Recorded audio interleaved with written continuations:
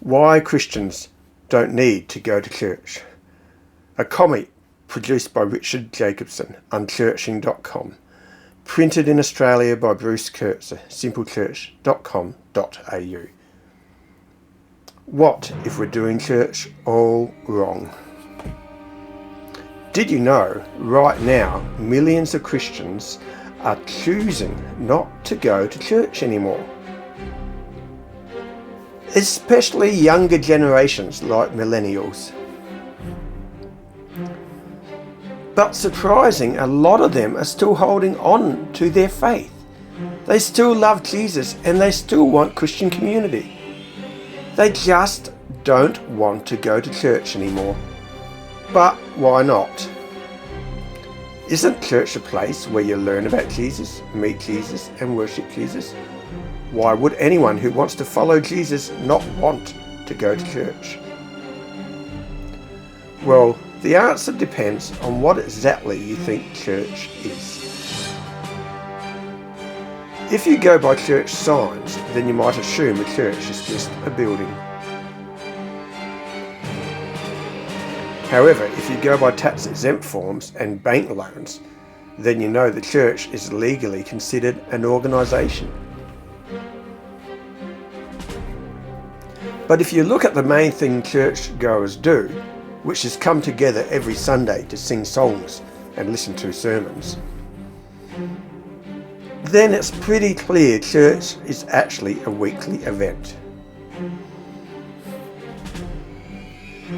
Or maybe the church is all three. After all, today's churchgoers certainly talk about the church as if it's a building, an organisation and an event. Look at that beautiful old wooden church. What church do you go to? What time does church start? Do you notice a common theme? In each case, the church is something separate from us. That's an interesting contrast to the biblical depiction of the church, which is simply a spiritual family. Of course, it's not like we deny the verses that talk about the church as a family. We just add some of our own ideas into the mix. As proof, let's take a look at Jesus and what he said about church. Or more importantly, what he didn't say about church.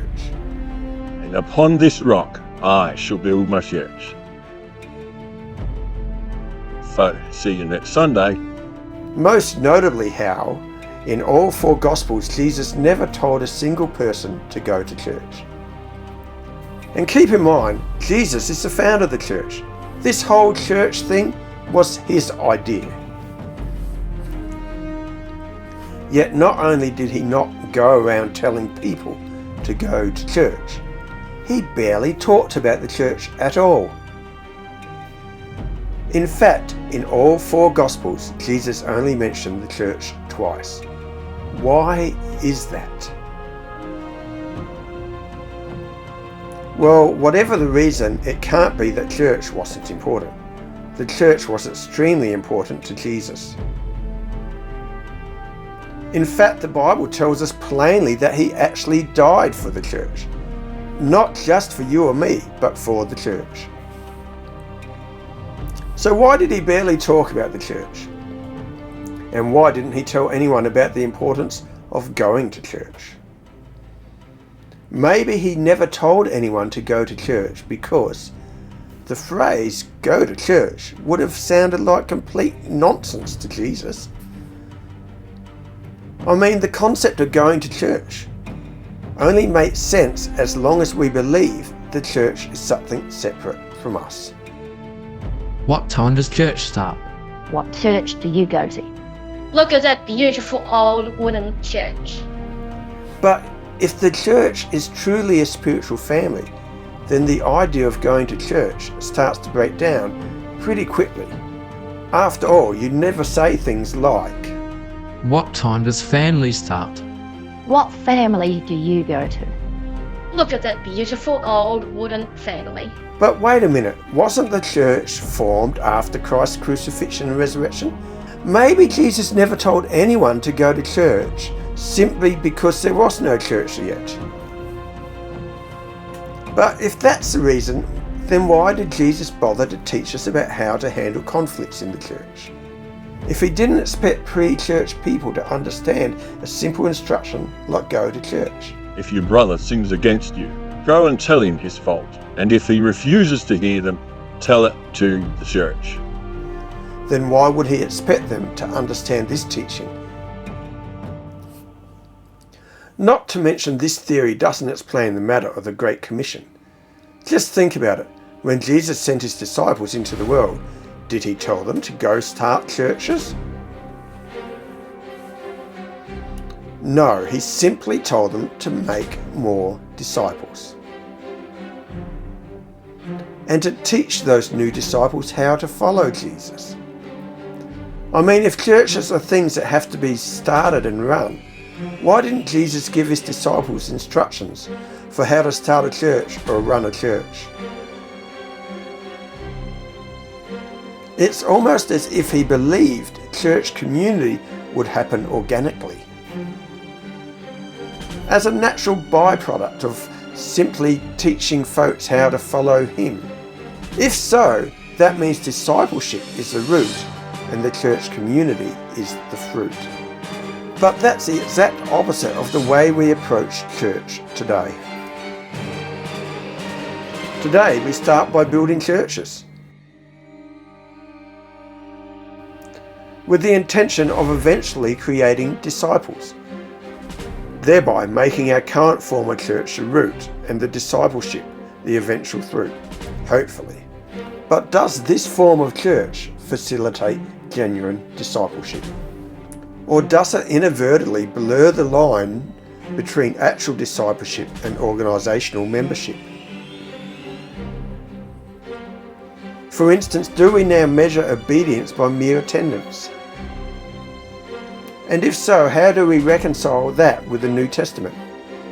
In the Old Testament, in order to worship God, people had to go to a special place known as a temple and enlist the aid of a special person known as a priest. But Christ's sacrifice turned all that on its head.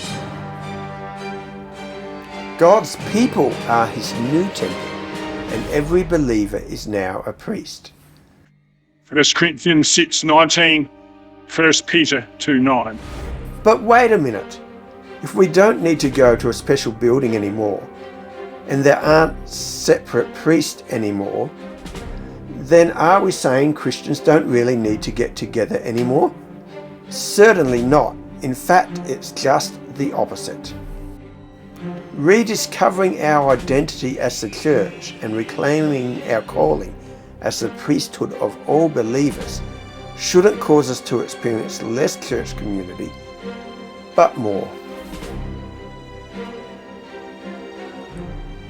Not having to go to a special building means no longer having to wait until next week to worship. Not having to rely on a single priest means every believer can minister and be ministered to at any time.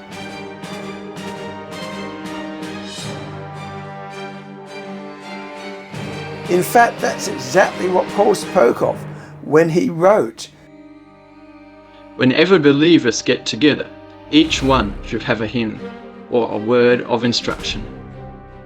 The church experience described in the New Testament wasn't the spectator sport we think of whenever we hear the word church now.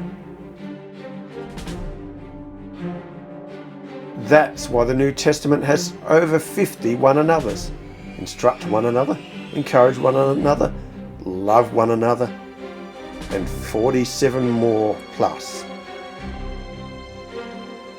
Okay, so what do you do if you're done with today's institutional form of church? And you're looking for a simple church community that functions more like an extended spiritual family.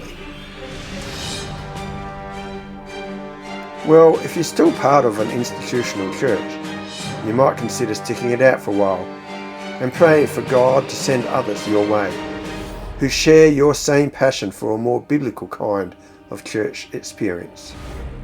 But if you've already left or you know you're about to leave, let me give you some advice. Don't let finding genuine church community become your focus.